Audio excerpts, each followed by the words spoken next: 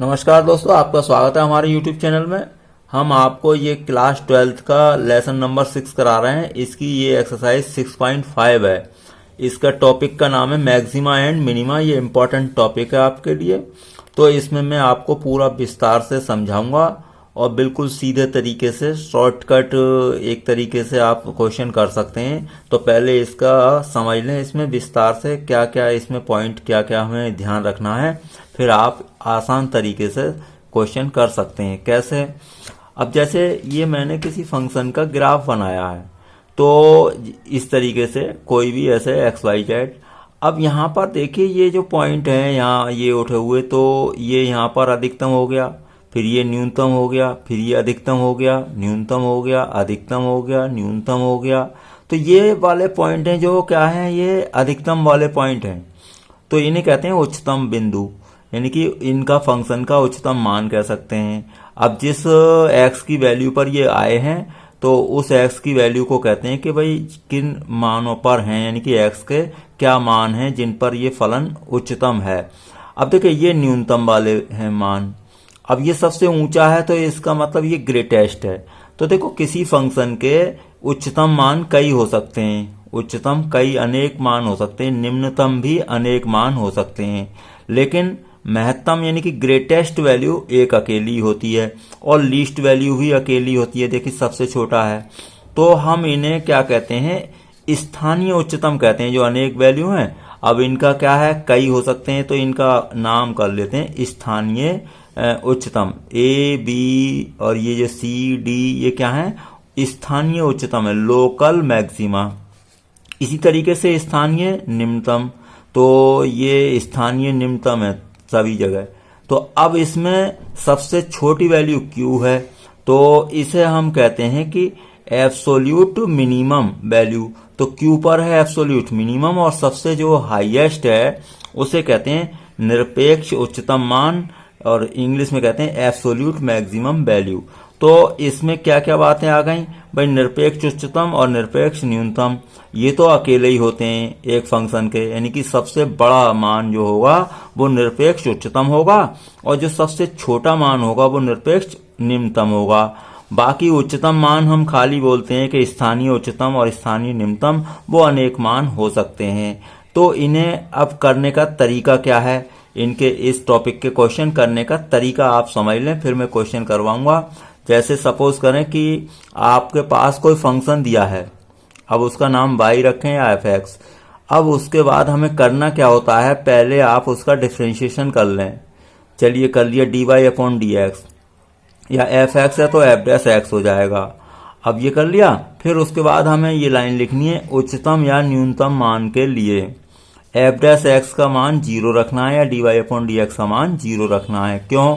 देखिए ये जो उच्चतम मान हो फंक्शन का या न्यूनतम, यहाँ पर अगर आप स्पर्श रेखा ऐसे खींचेंगे उच्चतम मान पर, तो ये बिल्कुल x अक्ष के समांतर आएगी। जैसे ये x अक्ष है तो x अक्ष के समांतर आएगी। तो आपने पढ़ा है dy/dx प्रवणता कहते हैं, अभी इसी चैप्टर में पढ़ चुके हैं हम कि m जो होता है वो स्पर्श रेखा की क्या होती है, प्रवणता। अब यहाँ पर जब उच्चतम मान पर या न्यूनतम मान पर ये क्या होगी, स्पर्श रेखा x अक्ष से समांतर होगी, तो x अक्ष के साथ कितना कोण बनाएगी, वो 0। और tan थीटा प्रवणता का मान, प्रवणता का फॉर्मूला एक ये भी होता है tan थीटा, तो m इक्वल टू क्या हो जाएगा, tan 0 तो 0। तो इसके लिए इसका मतलब ये हुआ कि dy/dx 0 रखते हैं हम। तो उच्चतम मान हो या न्यूनतम मान, दोनों के लिए ही हमें क्या रखना होता है, dy/dx का मान 0 रखना होता है या f' को 0 रखना होता है। इसे 0 रखने के बाद x की वैल्यूज निकल जाएंगी। भाई fx क्या होगा, x का कोई फलन होगा। अब f' निकाला है हमने, फिर उसे उच्चतम या न्यूनतम मान के लिए क्या 0 रखा है, वो समझ गए आप। क्यों? उच्चतम या न्यूनतम मान पर स्पर्श रेखा x अक्ष से समांतर होती है। जब x अक्ष से समांतर होती है तो x अक्ष के साथ उसका कोण 0 होता है, तो इसका मतलब उसकी प्रवणता 0 होती है, और dy/dx या f' को प्रवणता कहते हैं, इसलिए इसे 0 रख लेते हैं। फिर उससे x के मान गुणनखंड करके या ट्रिग्नोमेट्रिक फंक्शन है जैसे भी अभी मैं सिखाऊंगा, तो x के मान आ जाएंगे। मान लीजिए x का मान a आ गया और एक b आ गया है। अब मैं निकालूंगा f डबल डैश x। यानी कि दूसरी बार डिफरेंशिएशन कर लूंगा। अब इन x के मानों पर dy यानी कि एफ डबल डैश एक्स या d2y अपॉन dx स्क्वायर को ज्ञात करेंगे। कैसे? मान लीजिए x बराबर a पर मैंने ये चेक किया और इसका मान आया कोई ऋणात्मक, भाई -5 -2 ऐसा कुछ आया, तो हम कह देते हैं कि x बराबर a पर फलन का मान उच्चतम है। अगर ये d2y अपॉन dx2 या F double dash x negative आता है तब हम क्या मानेंगे? उच्चतम। और अगर x के किसी मान पर, सपोज करो कि x बराबर b पर हमने F double dash x calculate किया तो ये आया मान लीजिए पॉजिटिव, तो हम कहेंगे कि x बराबर b पर फलन न्यूनतम है। अब ये किसी पर भी हो सकता है, x बराबर 2 आया या 1 आया, उसको हम रख देंगे एफ डबल डैश एक्स में। अगर वो निगेटिव आता है तो उच्चतम फलन और पॉजिटिव आता है, धनात्मक आता है तो न्यूनतम। बस इतना काम आपको करना है। अगर वो कहता है कि उच्चतम या न्यूनतम मान भी निकालिए, तो अब जैसे x बराबर a पर मेरा उच्चतम मान आया फलन का, x इक्वल टू a पर, तो हमें फलन का उच्चतम मान निकालना है। तो फलन का जहां समीकरण होगा वहीं ले जा करके उस x के मान को रख देंगे। जैसे x बराबर a पर उच्चतम है तो x बराबर a पर फंक्शन की वैल्यू जो होगी वही फंक्शन का उच्चतम मान होगा। और अगर न्यूनतम मान निकालना है तो जिस x के मान पर, यानी कि जिस x पर, x बराबर मान लीजिए b पर फलन न्यूनतम आया है तो हम b को भी वहीं रखेंगे फलन के उसमें समीकरण में। तो फलन के समीकरण में x का मान x के स्थान पर रख देंगे तो फलन का न्यूनतम आ जाएगा मान, और जब मैक्सिमम निकालना होगा तो मैक्सिमम वाला रख देंगे। तो ये आपका y मैक्सिमम यानी कि fa हो जाएगा और y मिनिमम क्या हो जाएगा? fv। भाई इतना काम आपको करना है। अब अगर एफ डबल डैश एक्स ये ऋणात्मक या धनात्मक में से कुछ नहीं आया तब क्या होगा? अब यदि जैसे मैंने लिखा x बराबर a पर या b पर एफ डबल डैश एक्स 0 आ गया, अब ये ना तो धनात्मक या ऋणात्मक नहीं है, ना तो ये धनात्मक ना ऋणात्मक, तो क्या कहेंगे? अब हम एफ ट्रिपल डैश एक्स ज्ञात करेंगे, यानी कि अब तीसरी बार अवकलन करेंगे। और यदि x बराबर a पर या b पर एफ ट्रिपल डैश एक्स का मान 0 नहीं आता है तब हम कहेंगे कि फलन x बराबर a या b पर ना तो निम्नतम है ना उच्चतम है। a या b क्यों लगा रहा हूं? भाई किसी एक मान पर ऐसा होगा या 2 पर हो सकता है। सपोज करो ये b हटा दें आप, x बराबर a पर एफ डबल डैश एक्स क्या आ जाएगा आपका? 0। फिर ट्रिपल डैश एक्स निकाला तो x बराबर a पर ट्रिपल डैश एक्स 0 नहीं आया, तब हम कह देंगे x बराबर a पर फलन क्या है? ना उच्चतम है और ना न्यूनतम है। इसी तरीके से x b हो, 2 हो, कुछ भी हो, ऐसे ज्ञात करते हैं। चलिए मैं क्वेश्चन करना सिखाता हूं। 6.5 एक्सरसाइज का पहला क्वेश्चन का पहला पार्ट है, F X equal to 2x minus 1 का होल स्क्वायर प्लस 3। अब देखिए कुछ क्वेश्चन ऐसे होते हैं कि इसी तरीके से खाली बिना डिफरेंशिएशन के भी मौखिक रूप से किए जा सकते हैं, जैसे कि ये मैंने इसके 2 मेथड बताए हैं। जैसे ये है क्वेश्चन, अब ये हमारा जो होल स्क्वायर वाला फंक्शन होता है, एक्स स्क्वायर हमेशा ग्रेटर इक्वल 0 होता है। क्यों? एक्स की जगह यहाँ पर माइनस रखें वैल्यू या प्लस, हमेशा पॉजिटिव ही आएगी। तो हमारे पास ये ऐसा फंक्शन दे रखा है, तो हमें ये दिख रहा है कि ये होल स्क्वायर के अंदर है सब, तो ये वैल्यू क्या होगी? ग्रेटर इक्वल 0 होगी। यानी कि होल स्क्वायर वाला फंक्शन क्या होगा? हमेशा उसका मान जो भी होगा वो क्या होगा? या 0 हो सकता है या नहीं तो 0 से बड़ा होगा, कोई धनात्मक मान होगा। तो हमें इसका पता चल गया है। जैसे अब ये क्या हो सकता है? मान लीजिए इक्वल 0 हुआ तो 2x माइनस 1 0, तो x इक्वल टू हाफ, यानी कि x इक्वल टू हाफ ऐसी वैल्यू है जो इसे 0 करेगी, वरना x की वैल्यू कुछ भी रखेंगे तो इसे धनात्मक बना देगी क्योंकि होल स्क्वायर बना हुआ है। तो हम पहले इसे लिख लेते हैं कि भाई ये ग्रेटर इक्वल 0 हम जानते हैं।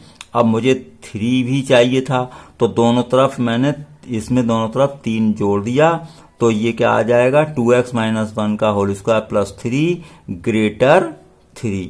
तो ये क्या है? आपका एफ एक्स है। तो एफ एक्स क्या है आपका? ग्रेटर 3। अब कोई चीज 3 से बड़ी है तो कहां तक जाएगी? अनंत तक। तो 3 से आरंभ हुई ना, 3 से बड़ी जो चीज होगी 3 से ही शुरू हुई, तो इसका न्यूनतम मान हो जाएगा आपका 3 हो जाएगा। तो इस फलन का इस तरीके से भी आप न्यूनतम मान निकाल सकते हैं, ऐसे क्वेश्चन आप कर सकते हैं। या फिर जो मैंने मेथड बताया वही देखें आप। एफ एक्स रखा है, अब मैं क्या करूंगा, differentiating with respect to X लिखेंगे तो एफ डैश एक्स आ जाएगा। चलिए इसका मैंने डिफरेंशिएशन कर लिया। मेथड क्या बताया था, एफ डैश एक्स को 0 रखेंगे, चलो 0 रख दिया और एफ डैश एक्स की वैल्यू रख दी, तो इससे एक्स की वैल्यू हाफ आ गई। फिर मैंने बताया आपको मेथड कि अब F double dash x calculate करेंगे। अब एफ डबल डैश एक्स निकाला हमने इसका, तो ये आ जाएगा आपका 8 आया। भाई 2x का क्या होगा डिफरेंशिएशन 2 और 4 बाहर है ही, तो 4 2 जा 8। अब मैंने कहा था एफ डबल डैश एक्स की वैल्यू x के मान पर चेक करेंगे, तो x इक्वल टू हाफ पर F double dash x calculate किया। अब इसमें x है नहीं तो यही बना रहेगा 8, तो एफ डबल डैश एक्स कितना आया 8। अब ये कैसा है, पॉजिटिव है, तो एफ डबल डैश एक्स का कैसा आया, धनात्मक। अब जब हमने बताया था एफ डबल डैश एक्स धनात्मक होगा तो फलन का मान निम्नतम होगा, तो अतः x बराबर हाफ पर फलन कैसा है, निम्नतम है।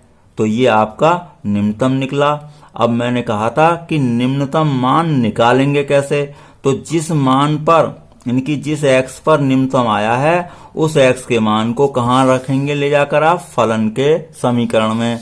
तो मैंने यहाँ फलन के समीकरण में यानी कि रख दिया f हाफ निकाल लिया, तो 2x की जगह हाफ रख दिया, 2 हाफ 2 इंटू हाफ माइनस 1, तो ये 2 से 2 कैंसिल हो जाएगा, 1 माइनस 1 0, 0 का स्क्वायर 0 प्लस 3 तो 3 आ जाएगा। तो आपका न्यूनतम मान कितना आया, 3। ऐसे देख लें या इस तरीके से। तो ये आपका मेथड रहेगा सभी क्वेश्चन के लिए। चलिए और कोई क्वेश्चन ले लेते हैं हम, सभी एक जैसे पार्ट हैं। तो ये मैंने लिया है फर्स्ट का 4th पार्ट ले लिया। जी एक्स इक्वल टू है एक्स क्यूब प्लस 1। अब फिर हमने कर दिया डिफ्रेंशिएट, यानी कि लिखेंगे बाकायदे differentiating with respect to X. G dash X आया 3x स्क्वायर।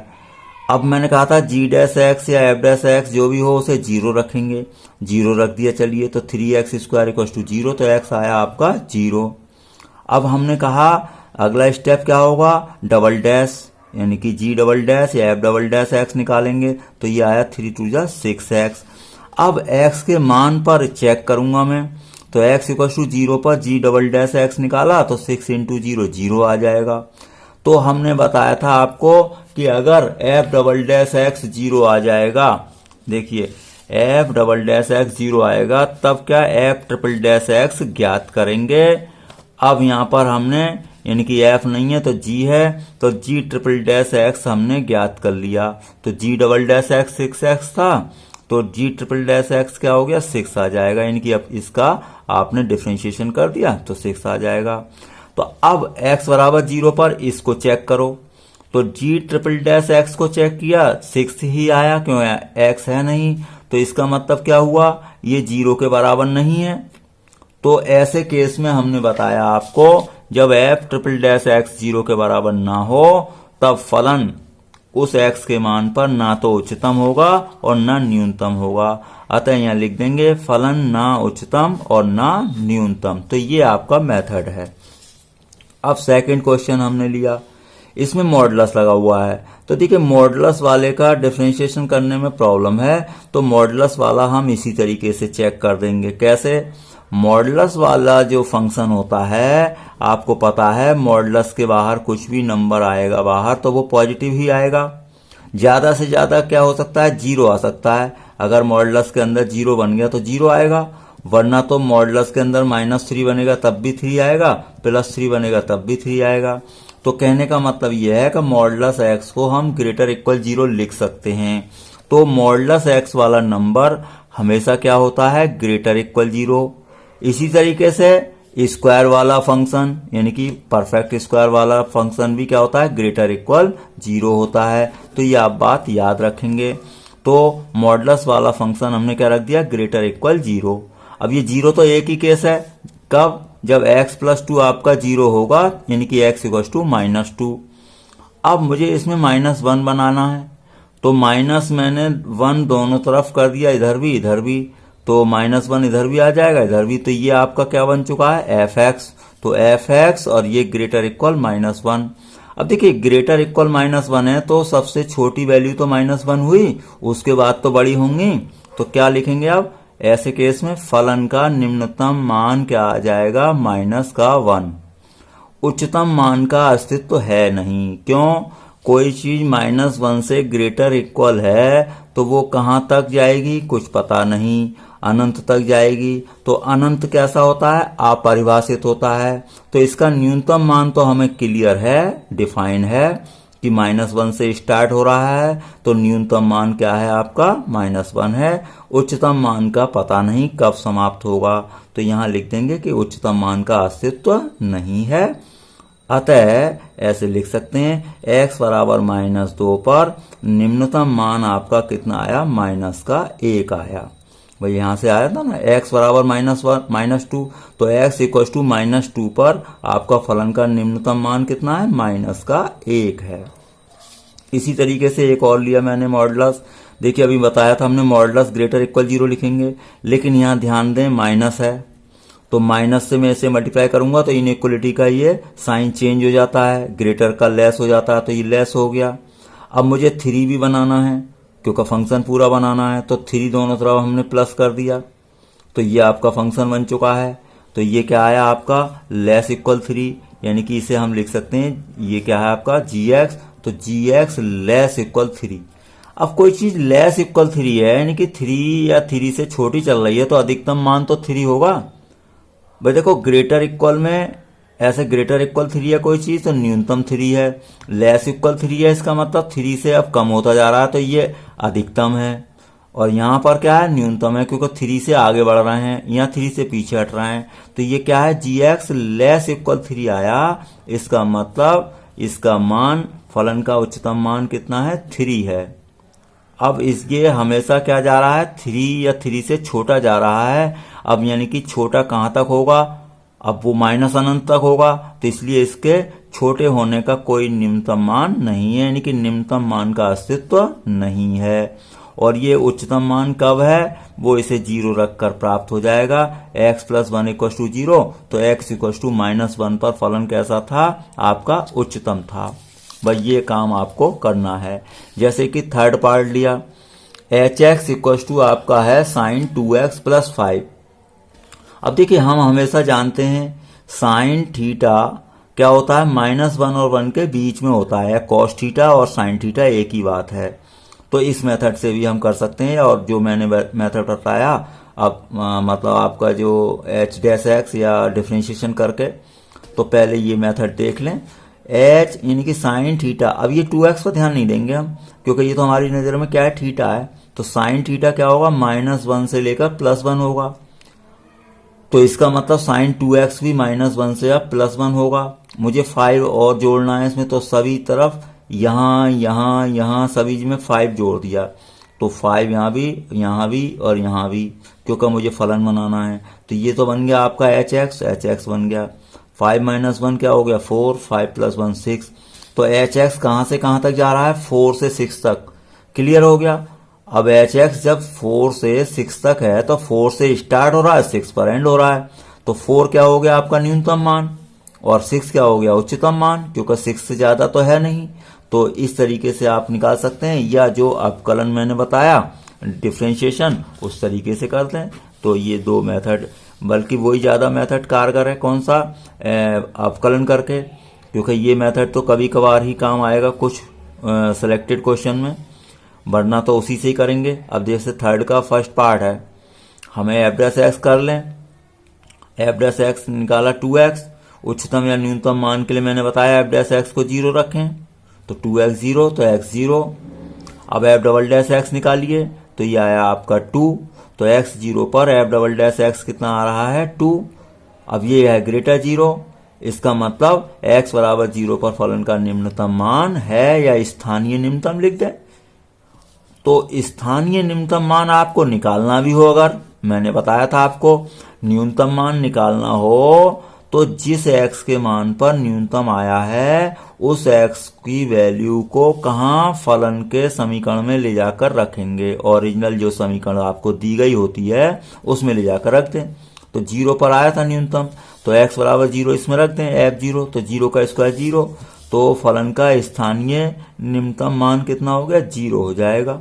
भाई 0 का स्क्वायर 0, तो आपका फलन का निम्नतम मान कितना आया, 0। और क्या बात पता चली कि x बराबर 0 पर फलन निम्नतम है और निम्नतम मान भी निकाल दिया। अब इसे स्थानीय निम्नतम कह लें। देखिए निम्नतम बोले स्थानीय निम्नतम एक ही बात होती है, मैंने आपको समझाया। मतलब निम्नतम मान अनेक हो सकते हैं, उच्चतम मान अनेक हो सकते हैं, उन्हीं को हम कहते हैं स्थानीय न्यूनतम या स्थानीय महत्तम। तो इन्हें हम इस तरीके से डिफाइन करते हैं।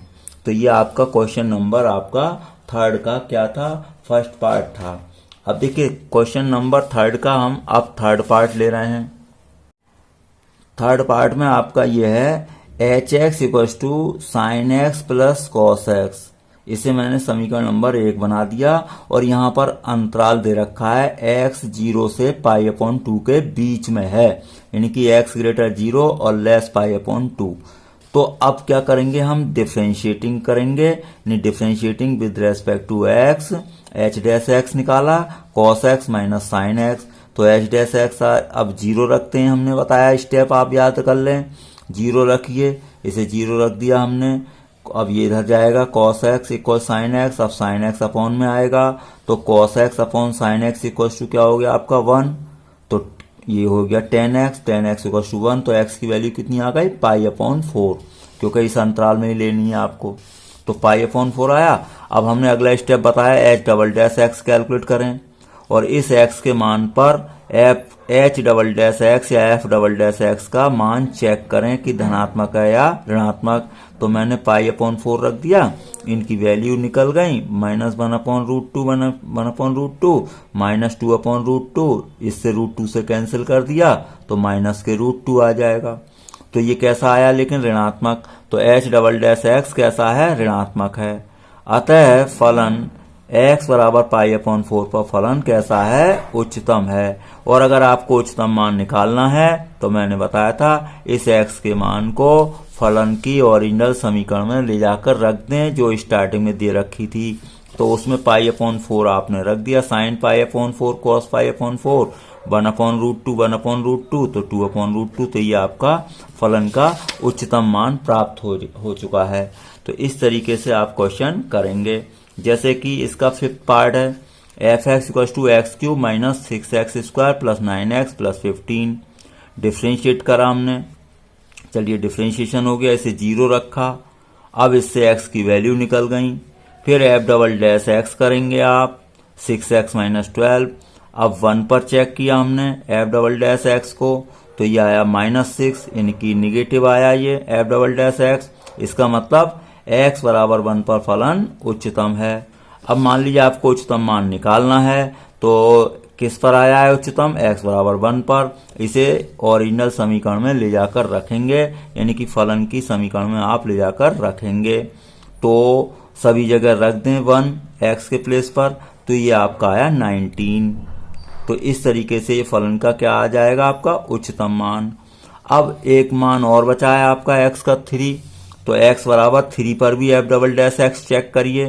तो f डबल डैश x ये था ना 6x माइनस 12, तो यहाँ x की जगह 3 रख रहे हैं हम, तो 6 × 3 माइनस 12, तो 18 माइनस 12 6 आया, तो ये आया पॉजिटिव। तो इसका मतलब x बराबर 3 पर फलन का न्यूनतम मान है, या फलन कैसा है, न्यूनतम है। ये लिख दें, फलन क्या है, न्यूनतम है x बराबर 3 पर। और अगर आपको न्यूनतम मान निकालना है तो x बराबर 3 को समीकरण नंबर 1 में रखेंगे और इससे आ जाएगा जो भी मान प्राप्त होगा आपका, वो क्या हो गया आपका न्यूनतम 15 आया ये। तो यानी कि ओरिजिनल समीकरण में यहाँ पर ले जाकर रखते हैं। तो इस तरीके से ये आपके क्वेश्चन होंगे। जैसे कि मान लीजिए हमने लिया 4th question, f(x) equals to e की पावर x। अब f डैश x कैलकुलेट करिए। चलो e की पावर x का e पावर x ही होता है, हम ये जानते हैं। हम यहाँ लिखेंगे चूंकि e की पावर x हो, a की पावर x हो, 2 की पावर x हो, कोई भी हो घातांकीय फलन, मतलब घातांकीय जो फलन होते हैं वो क्या होते हैं, सभी घातांकीय फलन का मान हमेशा ग्रेटर 0 होता है। हमेशा x की कोई भी मान रख दें तो कैसा होता है, ग्रेटर 0। इसका मतलब f डैश x कभी 0 नहीं होगा। भाई जब ये हमेशा ग्रेटर 0 है तो 0 नहीं हो सकता। तो अतः फलन का कोई उच्चतम या न्यूनतम मान नहीं है। क्यों, f डैश x हमने बताया था कि 0 होता है उच्चतम या न्यूनतम मान के लिए, तो यहाँ पर 0 ही नहीं हो रहा है f डैश x, तो आगे का प्रक्रिया तो चलेगी नहीं। तो अतः लिख लेंगे फलन का कोई उच्चतम या न्यूनतम मान नहीं है। चलिए एक पार्ट और हमने लिया, जैसे F X equals to log X, फिर differentiating with respect to X किया, एफ डैश एक्स का आया 1/x। ये भी कभी 0 नहीं हो सकता क्योंकि 1/x कभी 0 नहीं होता। x अनंत रखेंगे तभी 0 होगा, तो अनंत तो नॉट डिफाइंड है, तो 1/x भी 0 नहीं है। इसका मतलब 1/x का मतलब एफ डैश एक्स 0 नहीं है। तो अतः फलन का कोई उच्चतम या न्यूनतम मान नहीं है। थर्ड पार्ट भी है ऐसा, X cube plus X square plus X plus 1, F dash X हमने निकाला, differentiating with respect to X लिखेंगे आप। चलिए इसको हमने 0 रखा। अब इसके फैक्टर हमसे नहीं हो रहे हैं तो B square minus 4ac check कर लिया, ये आया -8। इसका मतलब बी स्क्वायर माइनस 4ac ऋणात्मक है। आप जानते हैं जब ऋणात्मक होता है तो इसके मूल कैसे होते हैं, काल्पनिक होते हैं। जब ये काल्पनिक हो गए इसका मतलब ये फलन जो आया है ये 0 नहीं हो सकता, तो एफ डैश एक्स 0 नहीं होगा। अतः फलन का कोई उच्चतम या न्यूनतम मान नहीं है। तो ये इस तरीके से आपका ये क्वेश्चन आपका 4th हो गया। तो आपका ये अगली वीडियो में बाकी क्वेश्चन आपको अगली वीडियो में मिल जाएंगे। आपका वीडियो देखने के लिए बहुत बहुत धन्यवाद।